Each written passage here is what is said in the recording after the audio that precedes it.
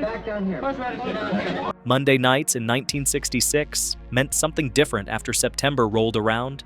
The Monkees premiered on NBC that fall, bringing 4 guys in a struggling rock band into living rooms across America. For 2 years, the show was everywhere. The records were flying off the shelves, and Monkey Mania was real. Then suddenly, it was over.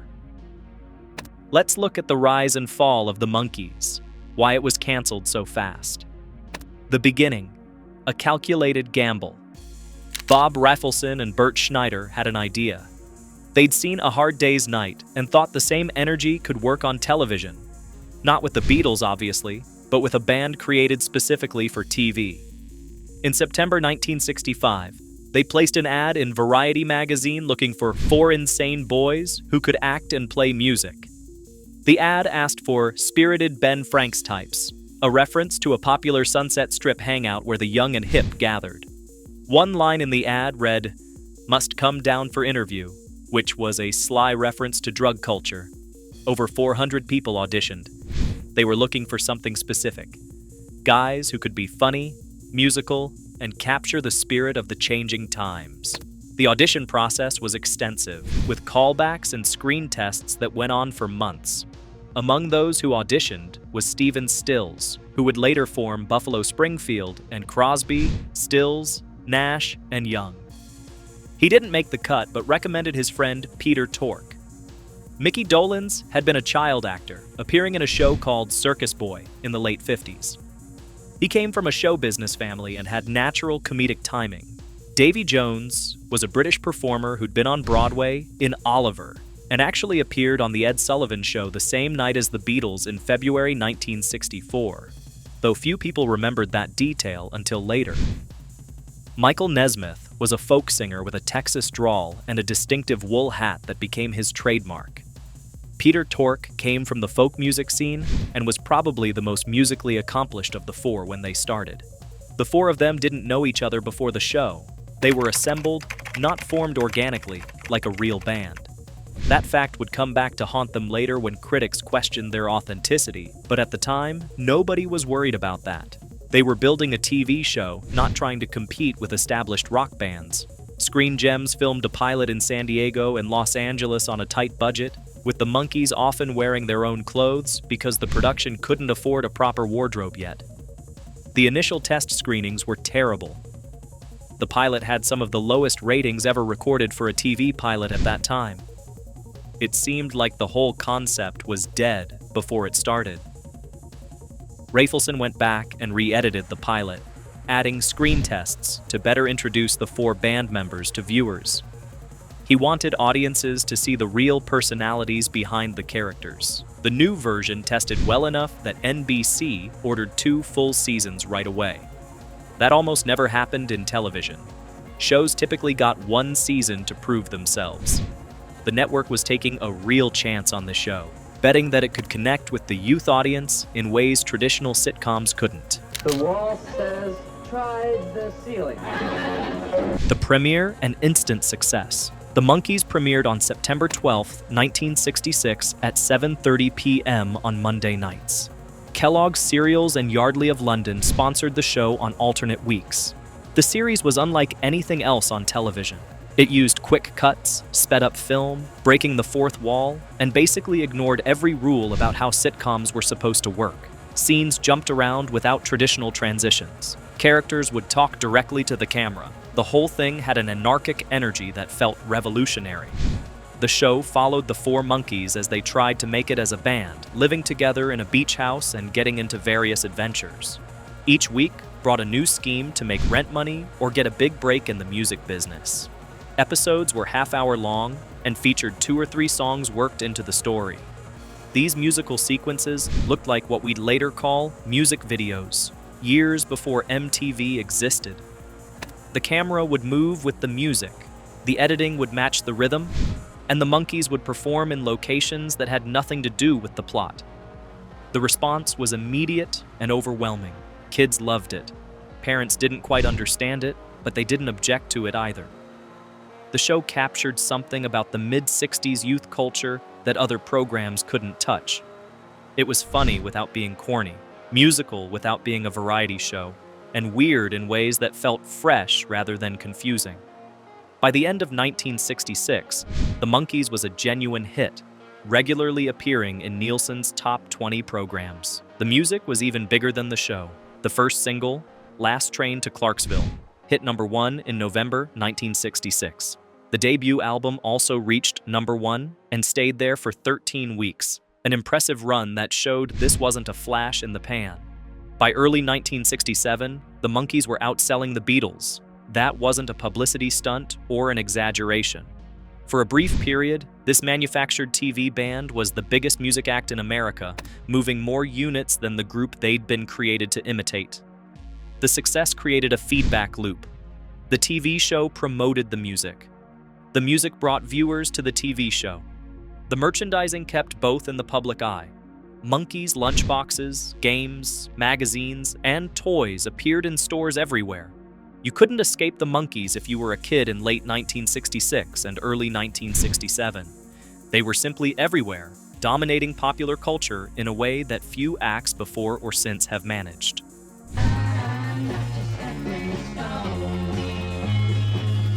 The creative team behind the scenes.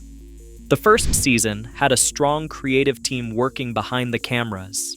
James Frawley directed many episodes and brought a loose, experimental style to the filming. Writers included future film director Paul Mazursky and his writing partner Larry Tucker. The show encouraged improvisation and let the Monkees contribute their own ideas and humor. Many of the sets and props came from old Three Stooges short films that Screen Gems had produced. A pair of bunny pajamas that Curly Howard wore in a Stooges film showed up on Peter Tork in Monkees episodes. The budget was tight, so the production team reused whatever they could find. The Monkees themselves were paid $450 per episode in the first season. That increased to $750 for season 2. They received standard royalty rates for their music recordings, but almost nothing for merchandising, which became a sore point later. Monkees lunchboxes, board games, trading cards, and toys were everywhere, but the 4 band members saw almost none of that money. If an episode came up short on time, the producers would insert screen tests or candid interviews with the band members to fill the remaining minute or two. These behind-the-scenes moments became a regular feature and gave viewers a sense that they were getting to know the real people behind the characters. The controversy: they don't play their own instruments. The backlash started in early 1967. Music critics and some fans discovered that the Monkees didn't play the instruments on their records. Session musicians recorded the music, and the Monkees provided vocals. This was actually common practice in the music industry at the time. The Beach Boys used session musicians. The Byrds did too. Even some Beatles recordings featured outside musicians. But the Monkees were different because they were openly created for television. That made them an easy target. Critics called them fake, manufactured, a product rather than a real band. The term prefab 4 was used mockingly, a play on the Fab Four nickname for the Beatles. The controversy hurt. All 4 Monkees could actually play instruments and sing. Nesmith was already an established musician before the show. Tork was a skilled guitarist and keyboard player. Dolenz picked up the drums quickly. Jones played percussion and sang lead on several tracks. But none of that mattered to critics who decided the whole thing was a fraud. The person most responsible for keeping the Monkees away from playing their own music was Don Kirshner, the music supervisor.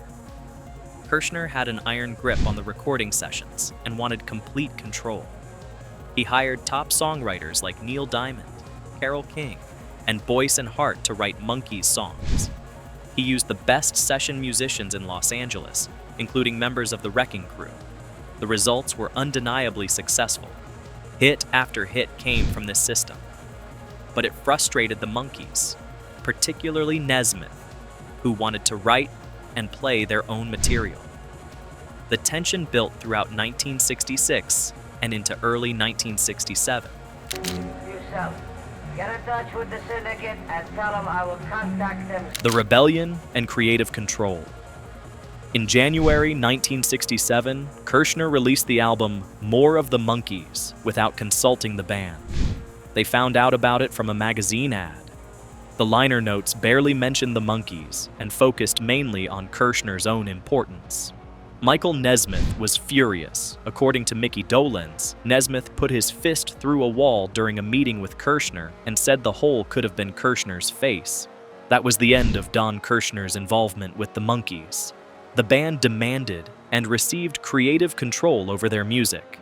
For their third album, Headquarters, released in May 1967, the Monkees played almost all the instruments themselves.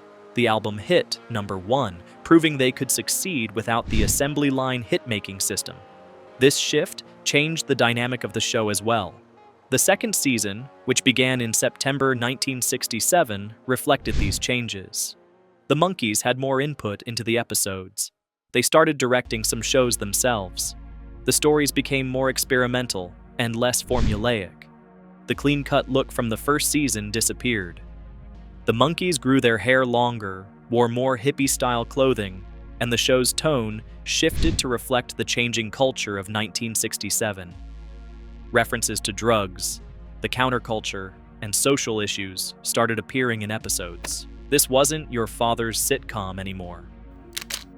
Season 2, Changes and Challenges.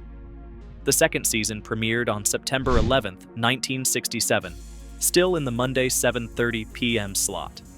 Many of the Season 2 episodes were actually leftover scripts from Season 1, filmed in spring 1967, right after the first season wrapped. The rest were shot in fall 1967, but they didn't air in the order they were filmed. This created significant continuity problems that viewers noticed. Viewers could see the Monkees' appearances changing drastically from one episode to the next. Mickey's hair might be curled in one scene and straight in another from the same episode, filmed months apart. Mike's voice sounded different in some episodes because he'd had throat surgery between filming blocks. The production schedule was chaotic, with episodes being shuffled around based on when they were completed rather than any logical story progression, and it showed on screen. The laugh track was officially dropped partway through Season 2, starting with the episode Hitting the High Seas. A few episodes that had been produced earlier still had laugh tracks because they were filmed before the decision was made, but most of the second season played without canned laughter. This made the show feel more modern and less like traditional sitcoms, putting it more in line with the experimental direction the Monkees wanted to pursue. Peter Tork directed an episode called The Monkees Mind Their Manner, credited under his real name, Peter H. Thorkelson. It aired in February 1968 and showed that the Monkees were serious about taking more control over their creative output. Mickey Dolenz directed the series finale, The Frodis Caper, which would turn out to be a perfect send-off for the show. The ratings for Season 2 were still good by most standards, but they dropped from the first season's heights. The show faced stiffer competition in its time slot, going up against Gunsmoke on CBS, one of the most popular shows on television. More importantly, both the network and the band were starting to feel like the format had run its course. Oh yeah, hurry back. The formulaic problem. By 1968, the basic formula of each episode had become painfully obvious. Davy would fall in love with a girl. Peter would get kidnapped. Some villain would hide something somewhere. The band would chase them around to comedic music. They'd perform a couple songs. The end. Mickey Dolenz later admitted they were getting tired of it. Every week was the same basic story with different window dressing. The quick cuts and experimental filming techniques that had seemed fresh in 1966 were now standard practice on other shows. Rowan and Martin's Laugh-In premiered in January 1968 and used many of the same editing tricks the Monkees had pioneered, but applied them to a variety format. The Monkees wanted to evolve the show. They talked about turning it into an hour-long variety program with comedy sketches and musical guests. They considered making it a live performance show. Some ideas resembled what Laugh-In was already doing. Basically, they wanted to do anything other than another season of the same half-hour sitcom format. NBC had a different perspective. The network wanted the show to stay exactly as it was. If it wasn't broken, why fix it? The Monkees might have been bored with the format, but it was still making money. NBC gave them an ultimatum: keep doing the show the way it had been, or walk away. The Monkees chose to walk away. The decision to cancel was described as being by mutual consent. Nobody was really happy with how things were going, so ending the show seemed like the best option for everyone involved. The final episode, The Frodis Caper, aired on March 25, 1968 at 7:30 p.m. on NBC. Mickey Dolenz directed and co-wrote this final episode, and he used it to make a statement about television and media manipulation. The episode opened with the Beatles' Good Morning, playing over a sunrise scene. This was the first time the Beatles had allowed their music to be used in a non-Beatles production. The story involved an evil wizard named Glick, played by Rip Taylor, who was hypnotizing television viewers through an evil eye broadcast through their TV sets. The eye looked suspiciously similar to the CBS logo. The Monkees discovered that Glick was using a captured alien plant called the Frodis to power his mind control scheme. When they rescued the plant, and it emitted a cloud of smoke, everyone mellowed out. Dolenz later said he'd let viewers decide what that reference meant. Folk singer Tim Buckley appeared as a guest star and closed the episode with his song to the Siren. It was a haunting, beautiful ending to a show that had started out as silly fun and evolved into something more ambitious and strange. The final episode was a fitting conclusion. It acknowledged that television could be a manipulative medium while being a television show itself. It poked fun at the industry that had created the Monkees while celebrating what the show had accomplished, and it went out on its own terms, weird and uncompromising. Dirty rats! The movie that nobody saw. While filming the second season, the Monkees had begun work on a feature film called Head. It was co-written by Jack Nicholson, who wasn't yet a star, but was already establishing himself as a talented writer. Bob Rafelson directed. The movie was deliberately experimental and strange. Head was nothing like the TV show. It was darker, more cynical, and full of references to Vietnam, commercialism, and the phoniness of the entertainment industry. The Monkees even mocked their own image and success. At one point in the film, someone calls them a manufactured product, and they don't disagree. The movie was released in November 1968, months after the TV show ended. Columbia Pictures, the parent studio, barely promoted it. The few people who did see it were mostly confused. Fans of the TV show expected fun and songs. What they got was an acid trip disguised as a movie. Head was a commercial failure. It made almost no money at the box office. Critics were divided, with some appreciating its ambition and others finding it pretentious. Over the years, it's developed a cult following. People who discovered it later realized it was actually ahead of its time, a piece of experimental filmmaking that just happened to star the Monkees. The fundamental conflict was simple. NBC wanted a successful sitcom to continue being exactly what it had been. The Monkees wanted to grow, change, and try new things. Neither side was wrong, but they couldn't find common ground. For NBC, the Monkees was a product that worked. It had good ratings, sold records, moved merchandise, and fit neatly into their Monday night schedule. Changing the format meant risking all of that success. From a business perspective, the network's position made sense. For the Monkees, staying in the same format meant creative death. They'd done it for 2 years. They'd made their point. They'd proven they could play their own instruments and write their own songs. Doing another season of Davy falling for girls and Peter getting kidnapped felt like going backward. The fact that NBC ordered 2 seasons initially meant the show had less room to evolve naturally. Most shows got 1 season orders and had to prove themselves before getting renewed. The Monkees had a guaranteed 2 seasons from the start, which meant the network expected them to stick to the winning formula for at least that long. By early 1968, both sides were ready to move on. The show had accomplished what it set out to do. It had made the Monkees famous, sold millions of records, and created something unique in television history. Ending it after 2 seasons meant it would be remembered at its peak, rather than dragging on until everyone was sick of it.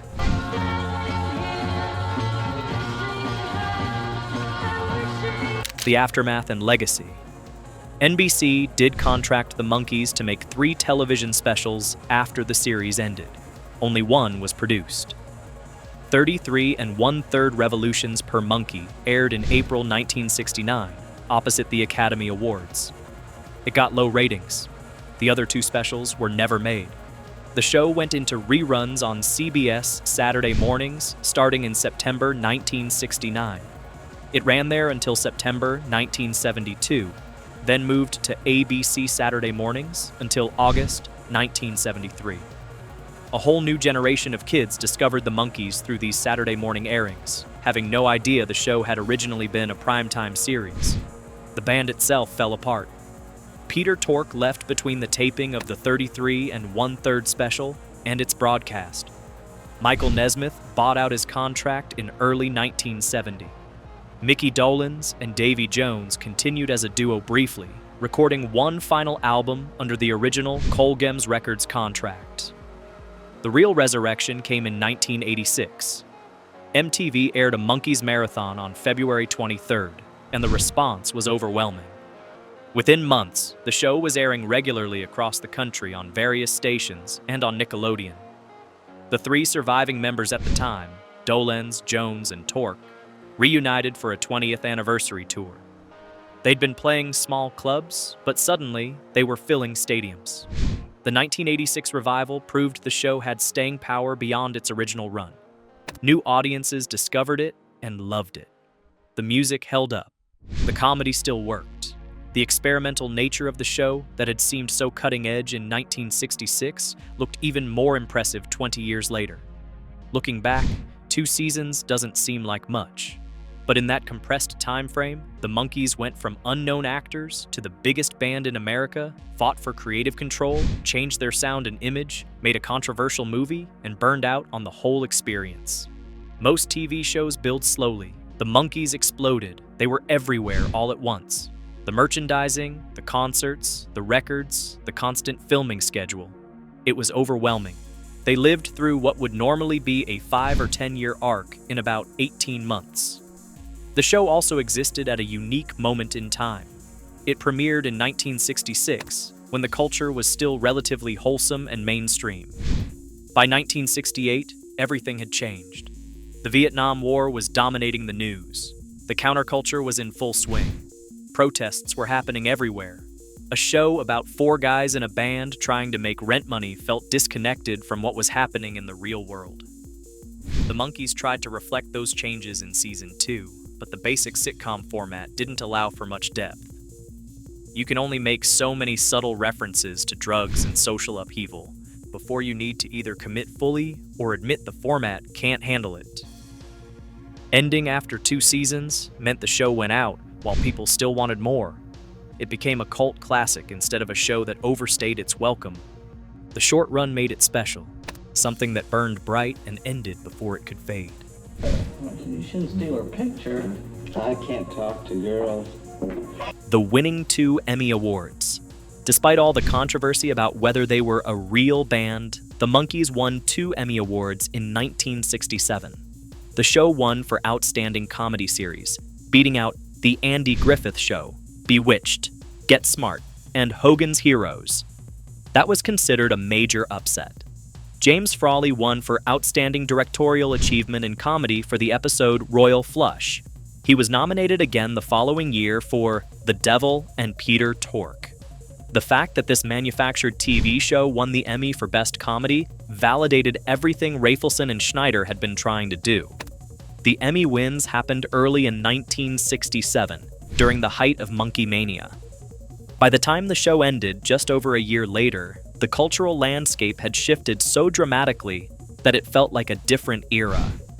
The clean-cut fun that had won Emmys seemed quaint compared to what was happening in American culture by late 1968. The numbers tell the story. 58 episodes were produced between September 1966 and March 1968. The first season had 32 episodes. The second season had 26. That was it. From premiere to finale, the entire run lasted 18 months. In that time, the Monkees had 4 #1 albums.